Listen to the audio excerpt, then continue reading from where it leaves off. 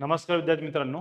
1892 साली ब्रिटनमधून वकिलीची डिग्री घेऊन भारतात वकील व्यवसाय सुरू करणारा तरुण, त्याने की प्रारंभिक टप्प्यामध्ये अपयश बघितले, असा या तरुणाला दक्षिण आफ्रिकेतील मोमीन व्यापारी याने दक्षिण आफ्रिकेमध्ये त्याचा खटला लढण्यासाठी प्राचारण केलं आणि या प्राचारांच्या दरम्यान त्याला दक्षिण आफ्रिके वर्णव्यवस्थेचा त्याला प्रत्यक्षरित्या सामना करावा लागला.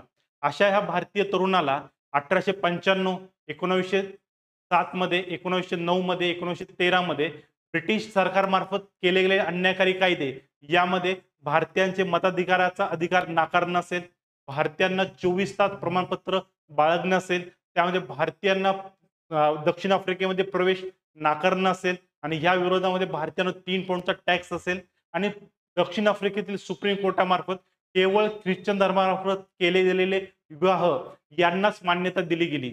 या सगळ्या चारही उठावाच्या विरोधामध्ये भारतातील तरुणाने जो संघर्ष केला आणि ह्या संघर्षाच्या माध्यमातून दक्षिण आफ्रिकेतील भारतीयांना न्याय प्राप्त करून दिला आणि त्यांना त्यांच्या राजकीय अधिकारासाठी जागृत केले. असा हा भारतीय तरुण म्हणजे दुसरा दिसता कोणी नाही, तो म्हणजे मोहनदास करमचंद गांधी.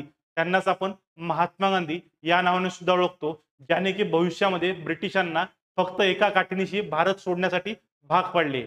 Thank you.